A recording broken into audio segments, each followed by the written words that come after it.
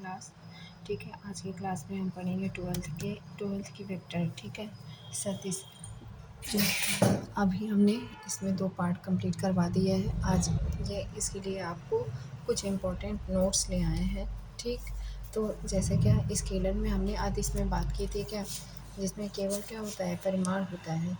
जिसमें केवल क्या हो, परिमाण हो, जैसे दूरी, समय। ठीक है, दूरी और समय हमारे क्या है, एक अदिश राशि है। इसमें केवल क्या होता है, सिर्फ परिमाण होता है।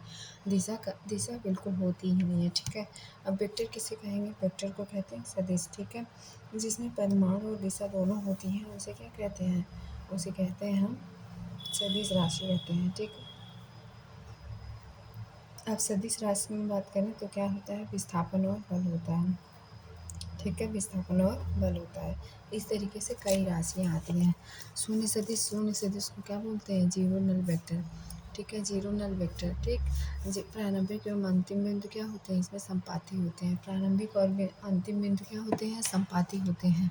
ठीक, अब उसके बाद मात्रक सदिश बहुत ही इंपॉर्टेंट है। मात्रक सदिश किसे कहेंगे, इसे बोलते हैं यूनिट वेक्टर, जिसका परिमाण जिसका जिसका क्या होता है, परिमाण अथवा परिणाम एवं अथवा एक इकाई हो, अर्थात जिसकी लंबाई क्या होती है, एक होती है। जिसकी लंबाई क्या हो, एक हो, उसे क्या कहेंगे, मात्रक सदिश। मात्रक सदिश को क्या कहते हैं, यूनिट वेक्टर। सहादिम सदिश को बोलते हैं को इनिशियल वेक्टर्स। दो अथवा अधिक सदिश जिनका एक ही प्रारंभिक बिंदु हो। दो अथवा अधिक सदिश जिनका एक ही प्रारंभिक बिंदु होता है उन्हें क्या कहते हैं, उन्हें कहते हैं सहादिम सदिश। सहादिम सदिश को बोलते हैं को इनिशियल वेक्टर्स। सहादिम सदिश को बोलते हैं को इनिशियल वेक्टर्स। ठीक है, जैसे ये हमारे एक मेन पॉइंट है। ठीक है, इसमें वेक्टर ए है, वेक्टर बी है और वेक्टर सी है। तो इस तरीके से देखें तो वेक्टर ए और वेक्टर बी, वेक्टर सी सहादिम सदिश हैं, क्योंकि एक ही दिशा से एक ही इनका प्रारंभिक बिंदु एक ही है। ठीक है, यहाँ से एक पॉइंट, यहाँ से एक पॉइंट, दूसरा पॉइंट यहाँ से, तो ये हमारा प्रारंभिक बिंदु हुआ। इसे ही हम को इनिशियल वेक्टर्स कहते हैं। ठीक है, शारीरिक सदिश मोस्ट इम्पॉर्टेंट है। संरेखित सदिश को हम समांतर सदिश भी कहते हैं। संरेखित सदिश को कोलिनियर वेक्टर्स कहा जाता है। कोलिनियर वेक्टर्स क्या होते हैं, दो अथवा अधिक सदिश यदि एक ही दिशा के समांतर हो, या तो 0 अंश हो या तो फिर क्या हो, 180 अंश हो। ठीक है, तो हमारा क्या होगा, वो संरेखित सदिश होगा। संरेखित सदिश को कोलिनियर वेक्टर्स कहते हैं।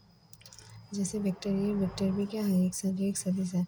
वेक्टर पी और वेक्टर क्यू क्या है, संरेखित सदिश है।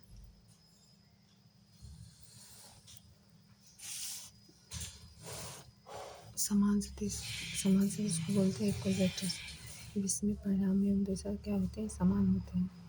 जिसमें परिमाण एवं दिशा क्या होते हैं, समान होते हैं। वेक्टर ए और वेक्टर बी क्या है, यहाँ पे इनके परिमाण और दिशा क्या है, समान है। ऋणात्मक सदिश निगेटिव ऑफ वेक्टर, इसे क्या कहेंगे, परिमाण समान परंतु दिशा क्या होती है, विपरीत होती है। परिमाण समान परंतु क्या होती है, दिशा विपरीत होती है। ठीक है, जैसे वेक्टर ए वेक्टर डी, इस फिगर में आप देख सकते हैं वेक्टर ए वेक्टर डी क्या है, एक दूसरे के अपोजिट है, बल्कि vector A vector B vector C क्या है, समान दिशा में है। तो इसमें परिमाण क्या होगा, समान, दिशा क्या होगी, विपरीत होगी। ठीक है, यहाँ वेक्टर ए वेक्टर डी क्या है, ऋणात्मक सदिश है। यहाँ वेक्टर ए वेक्टर डी क्या है, ऋणात्मक सदिश है। स्थिर सदिश को क्या कहते हैं, पोजीशन वेक्टर। स्थिर सदिश को क्या कहते हैं, पोजीशन वेक्टर। मूल बिंदु से किसी बिंदु का विस्थापन, मूल बिंदु से किसी बिंदु का विस्थापन क्या कहलाता है, स्थिर सदिश कहलाता है। स्थिर सदिश को क्या कहते हैं, पोजीशन वेक्टर कहते हैं। ओके, स्थिर सदिश पोजीशन वेक्टर क्या होते हैं, जैसे ही हमारा क्या है, ओरिजिनल पॉइंट है। ठीक है, ओरिजिनल पॉइंट पे 0 0 तीनों को लिया जाता है। एक्स एक्स को आई कैप लेते हैं, वाई को जे कैप लेते हैं, के को क्या लेते हैं, के कैप लेते हैं। ठीक है, ये तो हमारे तीनों एक्स एक्सिस, वाई एक्सिस और जेड एक्सिस हैं। ठीक है, तो यहाँ से लेके यहाँ तक के जो विस्थापन है वो क्या है, x1 y1 z1 है। ठीक, तो अब उसके लिए OP वेक्टर बराबर x1 i cap plus y1 j cap plus z1 k cap बराबर mod of vector OP equals to x1 square plus y1 square plus z1 square. ठीक है, तो ये हमारा क्या हुआ, इससे सदिश हुआ। इससे सदिश मतलब पोजीशन वेक्टर। मूल बिंदु से किसी बिंदु का विस्थापन, यहाँ से मूल बिंदु है, यहाँ से P तक का विस्थापन हुआ, कितना हुआ, x1 y1 z1। तो इसे किस रूप में लिखेंगे, OP का मॉड बराबर क्या होगा, √x1 square plus y1 square plus z1 square. मात्रक सदिश को बोलते हैं यूनिट वेक्टर। अनुदिश का मतलब क्या, अगर भी कुछ किसी क्वेश्चन में पूछा जाए तो अनुदिश का मतलब क्या होता है, दिशा होता है। ठीक है, मात्रक सदिश को बोलते हैं यूनिट वेक्टर। ठीक है, ये हमारा ओरिजिनल पॉइंट है। ठीक है, तो ये एक्स अक्ष पे आई कैप होता है, वाई पे क्या होता है जे कैप, जेड पे क्या होता है के कैप होता है। ठीक है, तो इसका A cap equals to vector A upon mod of vector A, ये फॉर्मूला है मात्रक सदिश का। ठीक है, जो जो जो भी मात्रक सदिश दिया होगा उसका हम नीचे क्या क्या निकालेंगे, मॉड ऑफ निकालेंगे और ऊपर में ए कैप रख देंगे। ठीक है, वही संख्या रख देंगे। ठीक है, तो ये मात्रक सदिश का क्या है, फॉर्मूला है। सदिशों का योगफल, सदिशों का योगफल जो होते हैं दो प्रकार से होते हैं, एक त्रिभुज नियम, दूसरा समांतर चतुर्भुज का नियम। ठीक है, त्रिभुज के लिए क्या है, ए बी सी हमारे क्या है, ए सी बराबर क्या होंगे, ए सी बराबर क्या होंगे, A B plus B C, A B plus B C. समांतर चतुर्भुज का नियम क्या है, ए बी सी डी, ये हमारे समांतर चतुर्भुज है। तो ए सी वेक्टर बराबर क्या होगा, ए बी प्लस में A D, A B plus में ए डी। ठीक है, ए बी प्लस में ए डी हमारे क्या है, समांतर चतुर्भुज के नियम।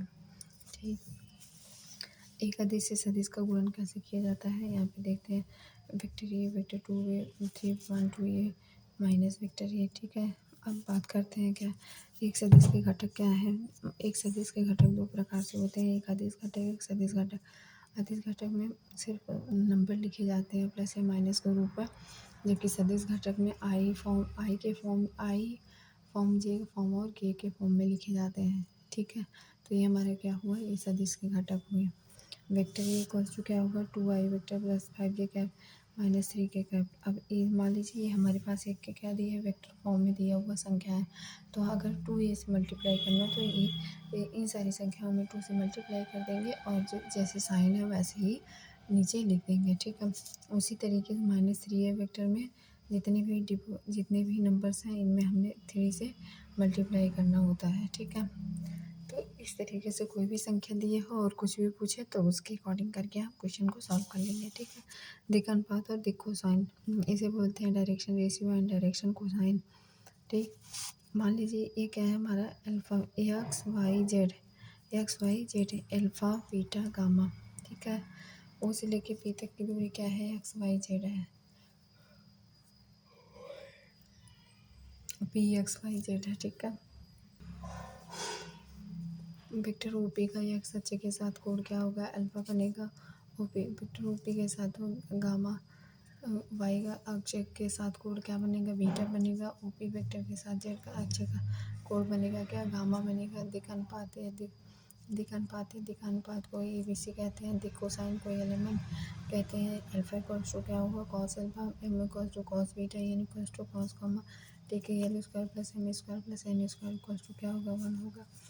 Cos square alpha plus cos square beta plus cos square gamma equals to 1 होगा। ओपी वेक्टर बराबर x1 i cap plus y1 j cap plus z1 k cap. ये क्या है, इसे सदिश कहा जाएगा, जहाँ पर ए हमारा क्या होगा, x1 के बराबर होगा, बी हमारा y1 के बराबर होगा, सी हमारा z1 के बराबर होगा। इस तरीके से कैप आई कैप जे कैप के साथ क्या, ये दिक् अनुपात है। कैप आई कैप जे कैप के साथ क्या है, ये सारे हमारे एक्स आई वाई जे जेड1, ये सारे हमारे क्या हैं, दिक् अनुपात है। ये बराबर x1, बी बराबर y1, सी बराबर z1। एल इक्वल्स टू क्या होगा, A upon under A square plus B square plus C square. ठीक है, A upon mod of O P. अगर वेक्टर आर बराबर क्या हो, A I cap plus B J cap plus C K cap हो तो वेक्टर आर डॉट आर के ऊपर कैप बराबर क्या होगा, L I plus M J plus C N K. ठीक है, एम बराबर क्या होगा, बी में under A square plus B square plus C square. किसको कैसे लिखा जा सकता है, B upon O P vector. ठीक है, एन को कैसे लिखा जाता है, C upon O P vector, C upon under A square plus B square plus C square. अब बात करते हैं दो बिंदुओं को मिलाने वाला सदिश, इसे बोलते हैं vector joining 2 points, vector joining 2 points. ठीक है, वेक्टर ये हमारे पी है और ये हमारे कोई बिंदु पी है और ये क्या है, क्यू है। तो ये हमारा क्यू पॉइंट हमारे x2 y2 z2 है, p हमारे x1 y1 z1 है। तो पी क्यू बराबर O Q minus O Q vector minus O Q vector. ठीक है, तो ओ क्यू हमारा क्या है x2 y2 z2 और ओ पी हमारा क्या है x1 y1 z1। तो हमने दोनों में से क्या किया माइनस कर दिया। अब आई टर्म्स को एक तरफ और जे को एक तरफ के को एक तरफ कर लेंगे तो हमारा क्या हो जाएगा x2 माइनस x1 आई बाहर निकल जाएगा। ठीक है, प्लस y2 माइनस y1 जे बाहर हो जाएगा, प्लस z2 माइनस z1 के बाहर हो जाएगा। मतलब बाहर होने का सेंस ये है कि ये सारे कॉमन आ जाएंगे क्योंकि दोनों में है। खंड सूत्र क्या है सेक्शन फार्मूला। खंड सूत्र को क्या बोलते हैं सेक्शन फार्मूला। ठीक है, सेक्शन फार्मूला दो प्रकार से होते हैं, एक अंतर विभाजन दूसरा बाह्य विभाजन। ठीक है, एक अंतर विभाजन और एक बाह्य विभाजन। तो अंतर विभाजन में प्लस आ जाता है, बाह्य विभाजन में हमारा माइनस आता है। तो आइए देखते हैं कैसे होता है। मान लीजिए हमने कोई एक त्रिभुज ले लिया। ठीक है, इसमें हमने क्या कर दिया एक लंब डाल दिया। ठीक है, इसमें इस तरीके से हमने क्या कर दिया एक लंब डाल दिया, एक आप कह दो विकर्ण डाल दिया। ठीक है, तो ये हमारा बिंदु ओ से क्यू तक की दूरी हमारी क्या है पी है। ठीक है, पी से क्यू तक की दूरी क्या है, इतनी दूरी हमारी पी से आर तक m1 है और आर से लेके क्यू तक m2 है। ठीक है, ये पूरी मतलब इनको जोड़ेंगे, इसको यहाँ से लेके यहाँ से लेके यहाँ, इन दोनों इनके भुजा के योगफल के बराबर होगा। तो वेक्टर आर इक्वल्स टू हो जाएगा हमारे m1 क्यू प्लस m2p अपान में क्या है m1 प्लस m2। ठीक है, मध्य बिंदु के लिए सूत्र जो होता है vector R equals to vector p plus vector q upon में 2। और बाह्य विभाजन के लिए यहाँ पे प्लस आया था, यहाँ पे क्या हो जाएगा सेम माइनस हो जाएगा। सेम सारी सिचुएशन वैसे ही रहेंगी। अब बात करते हैं हम क्या दो सदिशों के संरेखता की शर्त क्या है। Vector A equals to lambda vector B which where lambda is belongings to R. Vector A और वेक्टर बी की संरेखता की शर्त क्या है। Vector A small vector A equals to क्या होगा lambda B vector lambda belongings to R. Vector A equals to क्या होगा a1i plus a2j plus a3 k. Vector B equals to b1i plus b2j plus b3 k. संरेखता की शर्त क्या होगी a1 upon a2 equals to b1 upon b2 equals to c1 upon c2। दो सदिश का गुणनफल, दो सदिशों का गुणनफल क्या होगा दो प्रकार से होते हैं, एक अदिश गुणनफल एक क्या होते हैं सदिश गुणनफल। अदिश गुणनफल ए डॉट भी आता है, सदिश गुणनफल ए क्रॉस भी आता है। अदिश गुणनफल के इसको स्केलर प्रोडक्ट कहते हैं, इसके कुछ फॉर्मूले हैं। ठीक है, ये हमारा वेक्टर ए है वेक्टर बी है, एक त्रिभुज की संरचना की गई है, इसके कोण क्या है थीटा है। तो इसलिए फॉर्मूला क्या होगा vector A dot vector B equals to क्या होता है mod of vector A mod of vector B cos theta. Vector A dot vector B equals to क्या होगा mod of B cos theta. Vector A dot vector B क्या है एक ऐसी राशि है एक अदिश राशि है। A vector A dot vector B equals to B vector B dot vector A. इसको इस प्रकार से देख सकते हैं 2 × 5 है 5 × 2 दोनों एक ही बात हुई। दो सदिशों के बीच कोण थीटा होता है। दो सदिशों के बीच कोण क्या होता है कॉस थीटा बराबर vector A dot vector B upon mod of vector A mod of vector B. ठीक है, तो एक बार फिर से रिवीजन कर लेते हैं। रिवीजन के लिए दो सदिशों के संरेखता की शर्त क्या है vector A equals to lambda vector A equals to क्या है लैम्डा वेक्टर बी होता है, जहाँ की लैम्डा बिलोंगिंग्स टू आर है। वेक्टर ए और वेक्टर बी की संरेखता की शर्त क्या है वेक्टर ए इक्वल्स टू होता है lambda vector B lambda belongings to R. Vector A equals to क्या होगा a1i plus a2j plus a3 के। बी वेक्टर बी बराबर होगा b1i plus b2j plus b3 k. संरेखता की शर्त क्या होगी a1 बटे a2 b1 बटे b2 c1 बटे c2। दो सदिशों का गुणनफल क्या होगा दो प्रकार के होंगे, एक अदिश गुणनफल एक सदिश गुणनफल। अदिश गुणनफल हमारा क्या होगा ए डॉट बी, सदिश गुणनफल क्या होगा ए क्रॉस बी। अदिश गुणनफल को बोलते हैं स्केलर प्रोडक्ट, अदिश गुणनफल को बोलते हैं स्केलर प्रोडक्ट। ठीक है, ये हमारे सामने एक त्रिभुज है, इसका कोण थीटा है, एक का नाम वेक्टर ए है दूसरे का नाम क्या है वेक्टर बी है। तो इस प्रकार से vector A dot vector B equals to क्या होगा vector A mod of vector B cos theta. Vector A dot vector B कैसी राशि है एक अदिश राशि है। Vector A dot vector B equals to B vector B into vector A. इसको लिख सकते हैं 2 × 5 है 5 × 2। दो सदिशों के बीच का कोण क्या cos theta equals to vector A dot vector B upon mod of vector A mod of vector B. लंबवत सदिश के लिए क्या होता है, थीटा कोण क्या होता है, 90 डिग्री होता है। तब vector A dot vector B हमारा क्या होगा, 0 होगा। समान सदिश के लिए vector A dot vector A equals to mod of vector A mod of vector A, इसको कॉस थीटा 0 अंश लिखेंगे तो vector A dot vector equals to क्या हो जाएगा, मॉड ऑफ ए का स्क्वायर होगा। ठीक है, तो अगर कहीं भी मॉड ऑफ ए स्क्वायर लिखा हो तो इसे हम ए dot A vector A dot vector ए के रूप में फॉर्म में लिख सकते हैं। ठीक है, vector I dot vector J equals to vector J dot vector K equals to vector K dot vector I equals to क्या होगा, 0 होगा। आई dot I equals to mod of I square equals to 1, J dot J equals to mod of J का square बराबर 1, K dot K equals to mod of K square mod of K cap का square equals to क्या होगा, 1 होगा। ठीक है, लंबवत सदिशों के लिए थीटा होगा 90 अंश, तो A vector A dot vector B equals to क्या होगा, 0 होगा।